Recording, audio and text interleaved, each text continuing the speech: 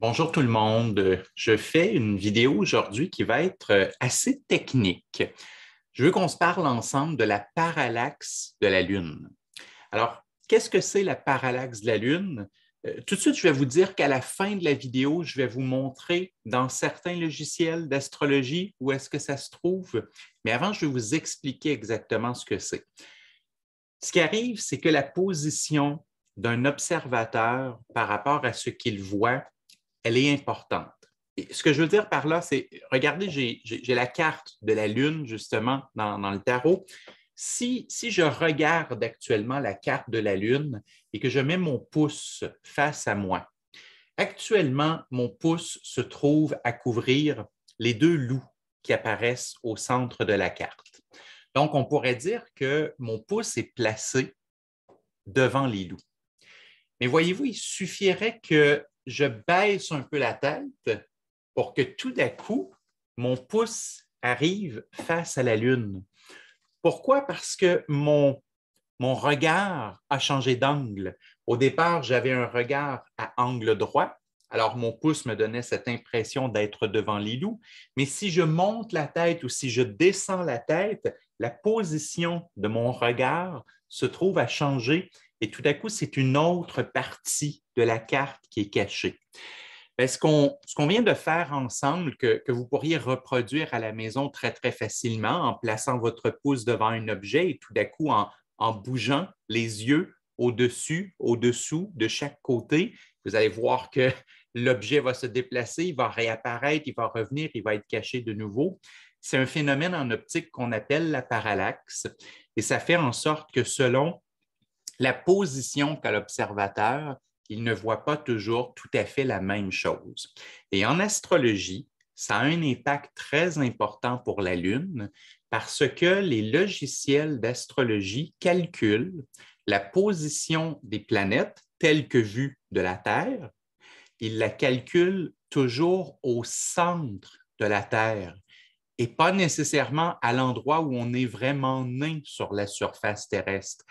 Et voyez-vous que le Soleil, toutes les planètes, elles sont tellement loin de la Terre que ça n'a pas beaucoup d'impact.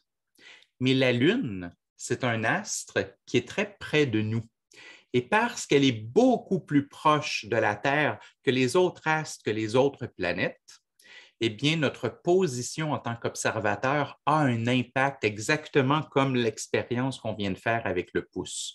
Donc, imaginez que ce point-là, c'est la Terre, et en quelque part, le logiciel calcule toujours comme si vous étiez né en plein centre de la Terre. Mais voyez-vous, si au lieu d'être né en plein centre de la Terre, vous étiez né au-dessus ou en dessous de la Terre, vous voyez que tout d'un coup, la position de l'observateur commence à changer pas mal. C'est un peu comme lorsque je regardais mon pouce et que je levais les yeux, que je descendais les yeux, que j'allais vers la gauche, vers la droite, c'est-à-dire que le fait de calculer à partir du centre de la Terre au lieu de l'endroit où on est vraiment né fait en sorte qu'on voit la Lune pas tout à fait au même endroit. Ce n'est pas un effet qui est immense. À la limite, on pourrait presque penser que c'est un effet qui est presque inexistant. Pourquoi? Parce qu'on dit qu'au maximum, la parallaxe de la Lune peut faire en sorte qu'elle bouge d'1 degré. Alors, 1 degré, vous savez, qu'est-ce que c'est la différence entre avoir la Lune au 15e degré du Verseau versus la Lune au 16e degré du Verseau? Ça ne change absolument rien, mais attendons une seconde. Oh, ça pourrait changer dans certains cas bien précis. Est-ce que vous pratiquez l'art des degrés symboliques, qu'on appelle souvent les degrés sabiens? Bien là, si la Lune change de degré, elle vient de changer complètement de définition. Est-ce que vous pratiquez l'art des révolutions lunaires? Si vous pratiquez l'art des révolutions lunaires, 1 seul degré, ça va faire en sorte que chaque révolution mensuelle que vous allez faire pour regarder vos prévisions mensuelles, vos prévisions vont être décalées. Est-ce que vous faites comme moi et quelquefois, lorsque vous préparez une consultation, vous vérifiez les arcs solaires. C'est quelque chose, moi, que je jette un coup d'œil. Je pratique beaucoup les transits, énormément les progressions secondaires, mais il m'arrive en préparation de consultation pour certains cas particuliers, il m'arrive de regarder les arcs solaires et dans le cas des arcs solaires, 1 degré équivaut à 1 année. Alors là, il y a une bonne différence, là.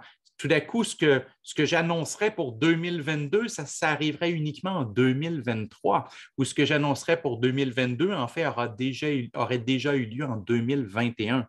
Donc, vous voyez que dans le cas des arcs solaires, la parallaxe de la Lune, 1 seul degré, c'est important. D'ailleurs, en passant, si vous êtes intéressé à savoir comment je prépare une consultation d'astrologie, comment je prépare le thème avant que le client vienne me voir. J'ai un guide PDF gratuit qui s'appelle « Les 5 étapes que je fais toujours avant de recevoir un client en astrologie ». Si ça vous intéresse, vous n'avez qu'à cliquer sur le petit « i » qui est dans le coin de l'écran actuellement. Vous pourrez télécharger gratuitement ce guide-là qui vous explique les fameuses 5 étapes que je fais avant de avant de recevoir un client en astrologie. Mais moi, ce que j'étais en train de vous dire, c'est que finalement, pour les arcs solaires, la parallaxe de la Lune a une grosse différence. Finalement, pour les degrés sabiens, les degrés symboliques, ça a une grosse différence. Finalement, pour les révolutions lunaires, ça a une grosse différence. Et vous pourriez aussi être dans le cas rare, mais possible, où votre Lune change de signe en fonction de la correction de la parallaxe. Ben oui, parce que si votre Lune, elle est dans le dernier degré d'un signe ou si elle est dans le premier degré d'un signe, eh bien, une fois appliquée la correction de la parallaxe, votre Lune peut changer d'1 degré et en changeant d'1 degré, elle peut revenir dans le signe précédent ou aller dans le signe suivant. Et là, si vous aviez une Lune au tout dernier degré du Lion, et que finalement, la correction de la parallaxe amène votre Lune dans le premier degré de la Vierge, bien, il y a une sacrée différence entre avoir une Lune en Lion et une Lune en Vierge. Alors, cette idée de la parallaxe, elle est particulièrement importante et pourtant en astrologie, on n'en parle pas beaucoup. Je crois que c'est tout simplement un point qui est trop technique. Les astrologues sont souvent des gens qui sont très mystiques, spirituels, créatifs. Il y a un côté artistique à tout ça. Et souvent, la mathématique et la science et les points précis les attirent moins. C'est peut-être pour ça qu'on a balayé le sujet sous le tapis. Mais moi, c'est un sujet qui m'intéresse parce que je sais qu'il peut avoir un impact qui est important. Et de façon générale, en astrologie, on fonctionne vraiment à partir du lieu de naissance. Ce qui est important en astrologie, ce n'est pas la réalité, c'est ce que l'on voit de la Terre. Une carte du ciel n'est pas une représentation parfaite et réelle du système solaire, mais elle est une représentation parfaite que l'on a du point de vue de la Terre au moment de la naissance.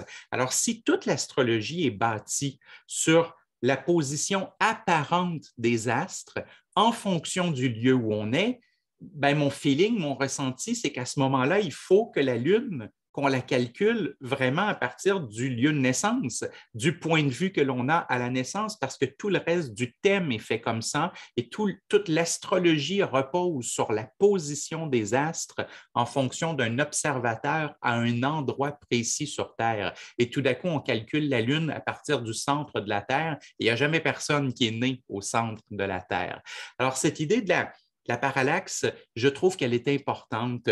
Je trouve qu'on devrait faire plus de recherche à ce niveau-là. D'ailleurs, je suis curieux. Est-ce que vous, après avoir vu cette vidéo, peut-être vous connaissiez déjà la parallaxe, peut-être que non, mais après avoir vu cette vidéo, quand vous allez dans votre logiciel, est-ce que votre Lune a changé? Est-ce que ça a eu un impact pour vous?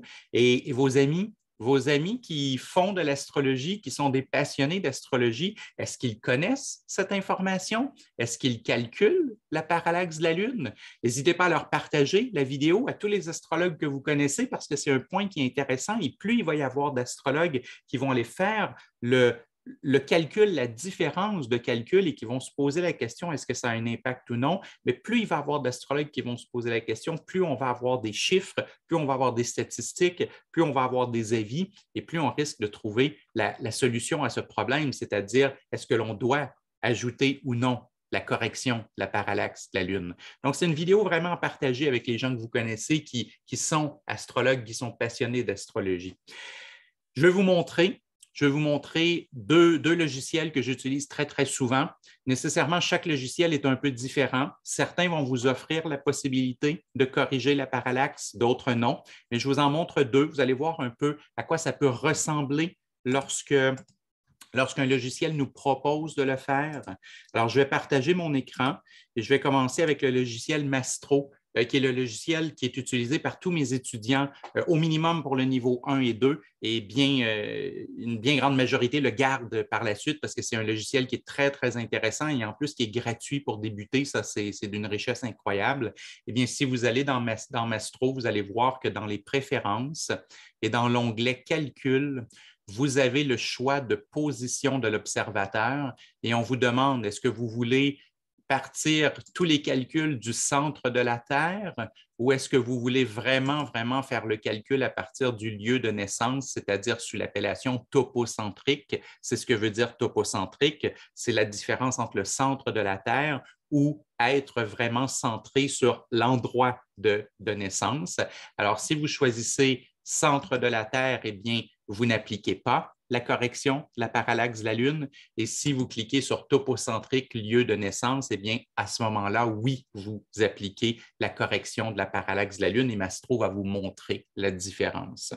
Je vous le montre aussi dans un autre logiciel que j'utilise depuis très, très longtemps. Ça a été mon premier logiciel professionnel. C'est celui avec lequel j'ai fait la grande majorité de mes consultations professionnelles. Donc, ça s'appelle Régulus.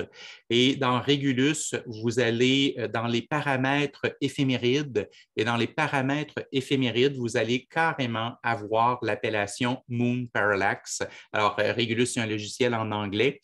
Et souvent en anglais, ils vont utiliser le terme. Parallaxe existe autant en français qu'en anglais, mais en anglais, habituellement dans le logiciel, c'est vraiment le terme qu'ils vont utiliser. Donc, si vous cochez Moon Parallax, eh bien, le calcul la différence avec la parallaxe va être faite, la correction de la parallaxe va être faite, et si vous ne le cochez pas, à ce moment-là, le calcul va être fait à partir du centre de la Terre. Alors, ce ne sont pas les seuls logiciels qui le font, mais ce sont les deux logiciels que je connais bien. Vous pouvez chercher dans le vôtre, dans celui que vous utilisez, si ce n'est pas un de ces deux-là, et vous allez voir, peut-être il existe effectivement la possibilité de corriger le calcul de la Lune, donc d'utiliser le calcul de la parallaxe pour pouvoir corriger le degré de la Lune. Alors, j'ai hâte de vous entendre. Écrivez dans les commentaires, est-ce que ça a changé quelque chose pour votre Lune? Est-ce que ça a un impact pour vous? Est-ce que votre logiciel le calcule ou votre logiciel ne vous permet même pas de le calculer? Je suis curieux d'avoir des détails. N'hésitez pas à écrire dans les commentaires en dessous de la vidéo. Et sur ça, bien, moi, je vous laisse en vous disant que est-ce que ça vous intéresse, les vies antérieures? Est-ce que vous seriez curieux de voir ce qui est arrivé à une célébrité à un moment de sa vie où ses vies antérieures se sont manifestées? Ben, inscrivez-vous à ma chaîne parce que dans quelques semaines, je vais faire une vidéo où je vais montrer un signe très, très pointu, précis, qui montre que le karma va se manifester dans notre vie, qu'une vie antérieure va ressurgir à nouveau.